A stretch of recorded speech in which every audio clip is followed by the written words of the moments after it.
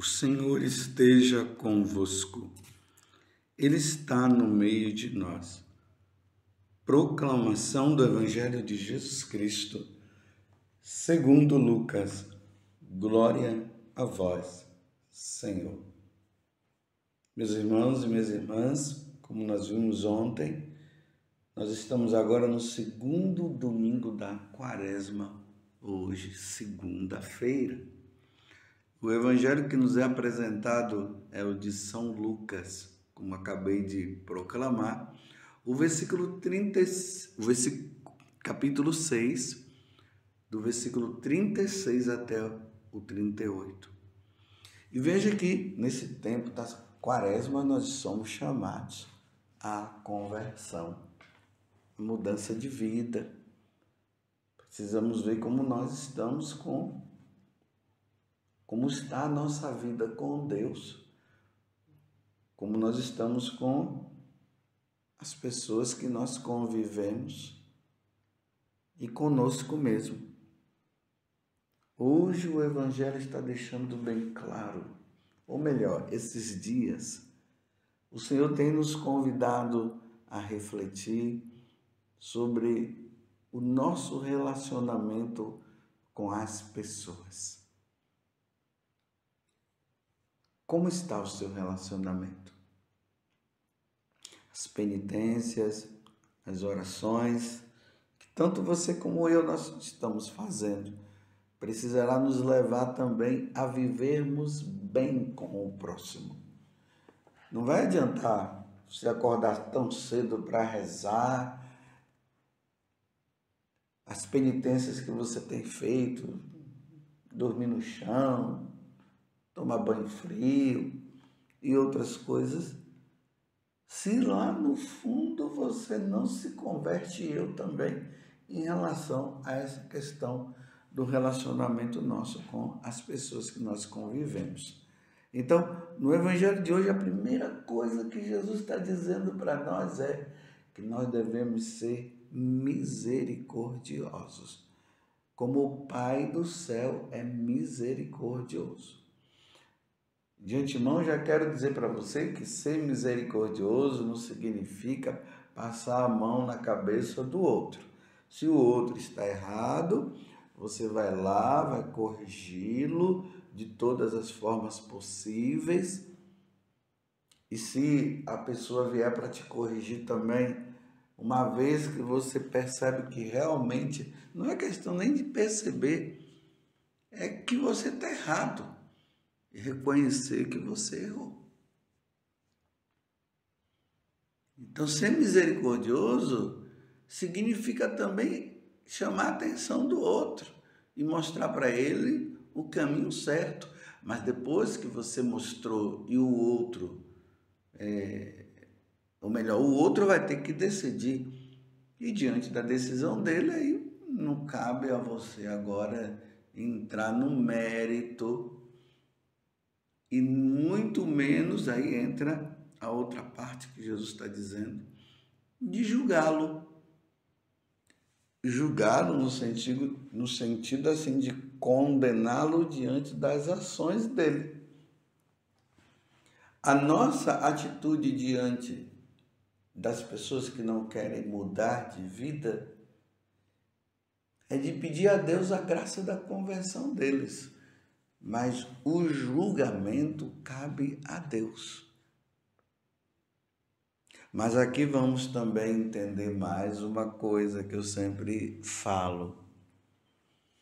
Nós devemos distinguir a evidência de uma coisa que nós criamos na cabeça em relação ao outro. Por exemplo, você vê aquelas duas pessoas, você está ali, e elas estão falando mal de uma outra pessoa. Isso é uma evidência. Você não está julgando que eles estariam falando mal do outro. Realmente você viu ele falando mal do outro ou dos outros. Isso é uma evidência. O julgamento é quando você cria na sua cabeça um fato de alguém você não tem certeza e você daquela situação e você diz que é verdade. Aí você cai num julgamento, você cai numa mentira. Então é preciso averiguar para ver se o fato é real. E para averiguar vai ser preciso você ir até conversar com a pessoa. Agora, se ela diz que é mentira, que não é, aí é problema dela, né? Não, não foi nada, não, aquilo que você viu ali não foi real, não. Aí já é problema dela com Deus, aí você não vai ficar agora dizendo e julgando. Porque a questão está na consciência do outro. Você foi ajudar, eu fui ajudar, o outro veio ajudar, veio me ajudar e eu não quero sair, então eu não vou julgar, eu vou rezar então pela conversão dele. E um dia saiba que vai prestar conta dos atos diante de Deus. Isso aqui é uma verdade. Mas se a pessoa não quer mudar. Mas hoje nosso Senhor está sendo muito claro conosco.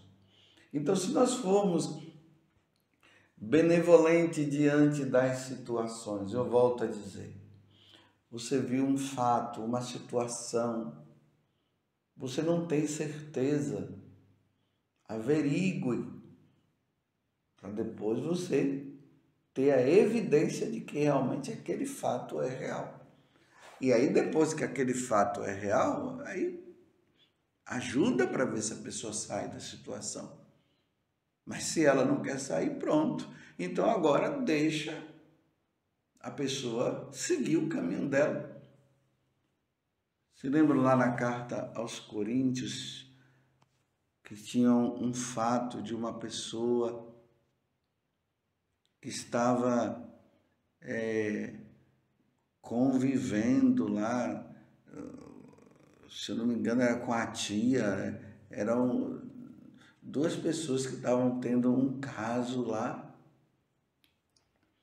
e a comunidade toda via que realmente era um caso de incesto.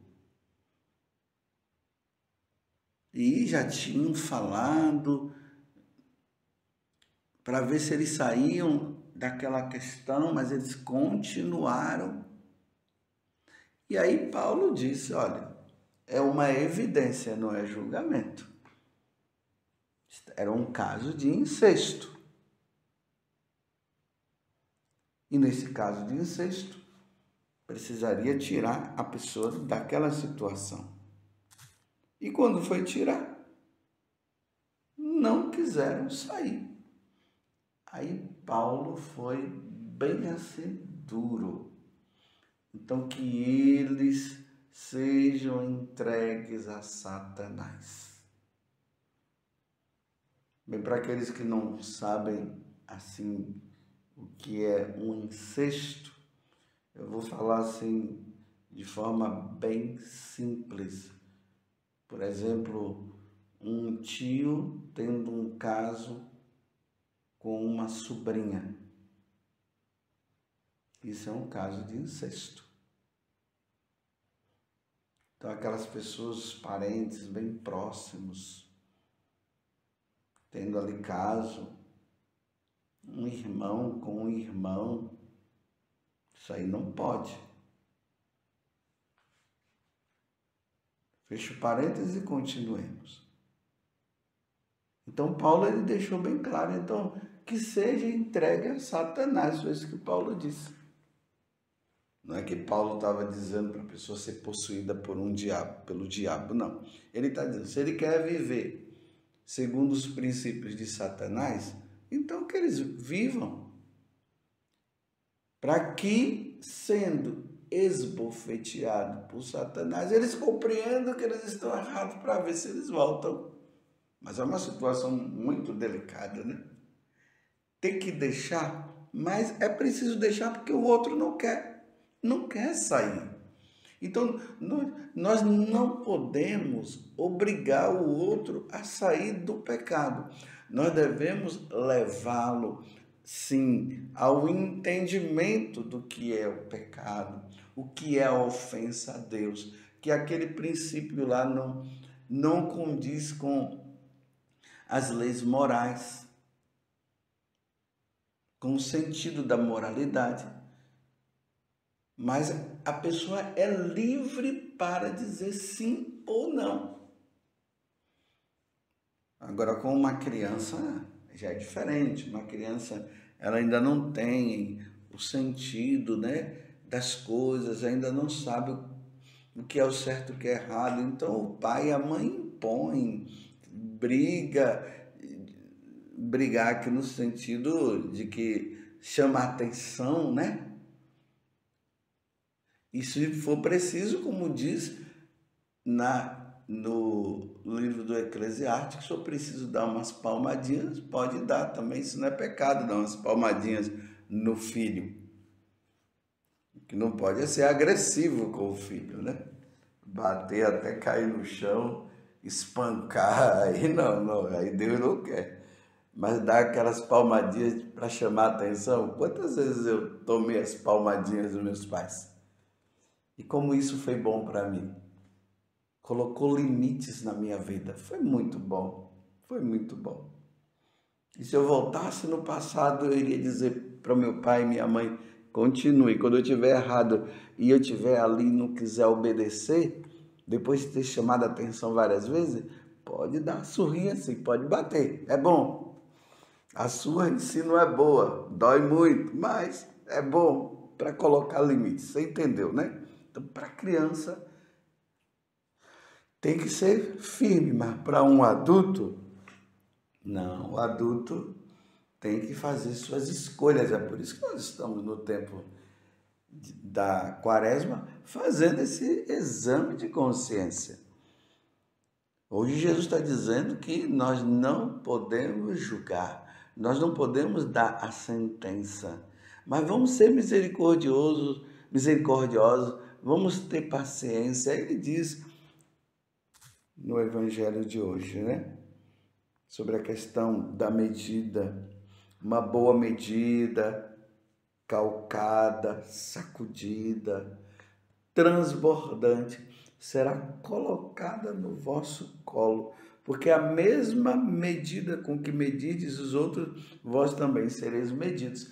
E aqui entra uma questão complicada, porque tem pessoas por aí que elas entendendo mal o que Jesus está falando, ou melhor, entendendo de forma errada, então eles dizem assim, não, eu não vou mexer com isso, eu não vou falar nada. O seu irmão está caindo, prestes a cair no precipício, você não vai lá? Porque Jesus está dizendo, né? A mesma medida com que foi desmedido, também sereis medido. Ou, da mesma forma como medirdes, sereis medidos, então é melhor ficar na minha, porque assim, eu não fazendo nada, Deus também não vai fazer nada comigo. Não, meus filhos, isso aí se chama omissão.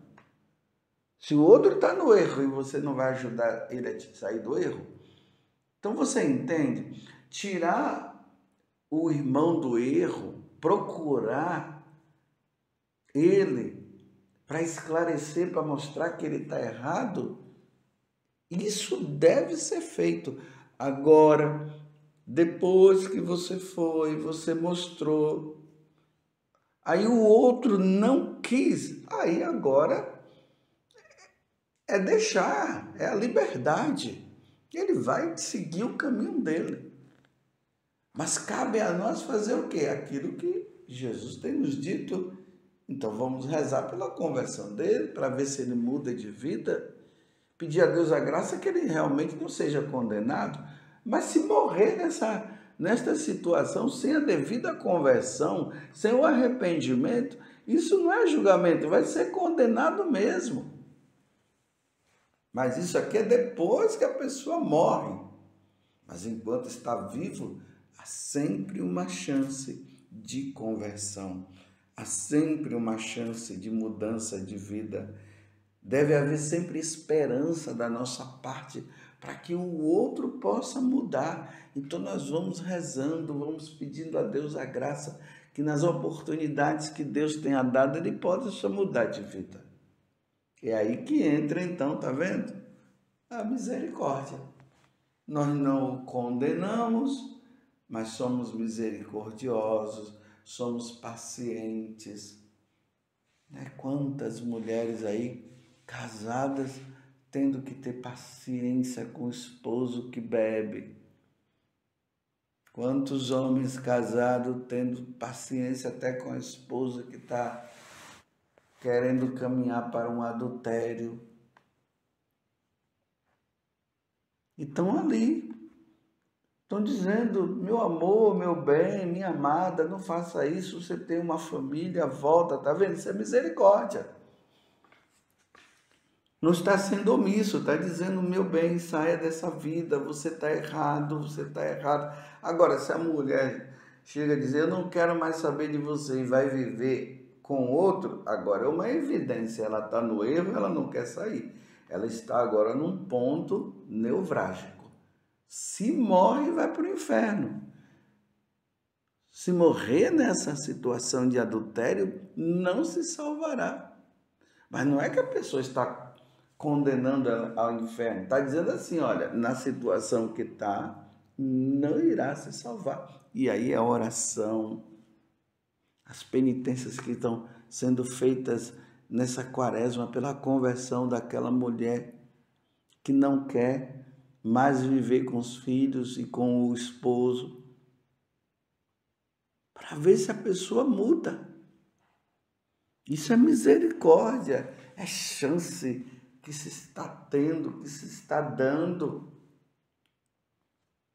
Aí entra essas questões hoje que estão em evidência, que está sendo falado hoje. Vocês já observaram que só se fala de ideologia de gênero, ideologia de gênero, ideologia de gênero? Só se fala disso. E Deus condena a ideologia de gênero. O homem é homem e a mulher é mulher. Deus os criou, homem e mulher. Está lá no livro do Gênesis, é só pegar lá. Mas como nós somos católicos, eu só posso basear a nossa vida na revelação divina que vem através da tradição da igreja, dos santos padres e da Sagrada Escritura. E está a base para nós, a base da nossa vida está lá. E pelo magistério, que tem que estar conforme a tradição da igreja e a Sagrada Escritura. Porque se o magistério, ou seja, os nossos bispos não estão de acordo lá, os padres, né? Não estou dizendo agora que não estão de acordo, pode ser que não esteja. E é claro, tem muita gente aí que não está de acordo, não. E nós temos isso claro, é uma evidência. Que aqueles que deveriam ensinar o correto não estão ensinando o correto. Baseado em ideologias, não mais na Sagrada Escritura e na tradição da igreja, estão ensinando errado. Ah, mas você está julgando? Não, não estou julgando, estou falando uma evidência. Tem realmente, infelizmente, nós precisamos rezar, sacerdotes e também bispos que estão ensinando errado, não estão mais usando a revelação que se dá pela tradição da igreja e pela Sagrada Escritura, o catecismo, não, é por ideologia. E aí está errado. E aí não dá para seguir. E aí o que é que cabe a nós é rezarmos. Consegue entender o que é uma evidência de um julgamento? Mas nós vamos ser misericordiosos, agora não vamos condenar, tá, já está no inferno, não, que está caminhando, tá. Mas que está lá, não. Não podemos dizer, tá. Porque ainda, enquanto há vida, há chance de conversão. Porque, como eu falei no início, que garantia eu tenho de que eu vou perseverar nos ensinamentos da igreja? Eu não tenho garantia nenhuma, mas estou dia após dia pedindo a Deus a graça da conversão ali estudando as coisas da igreja, neste mundo rebelde que não quer saber de Deus, para eu não me desviar. Você entendeu? Então, vamos ser misericordiosos, não vamos julgar, vamos procurar ver aonde está o erro, vamos ajudar o outro, mas se o outro não quiser, que seja entregue, como diz São Paulo, a Satanás, para ver se, sendo esbofeteado, mude de vida. Louvado seja nosso Senhor Jesus Cristo, para sempre seja louvado, e a nossa Mãe, Maria Santíssima.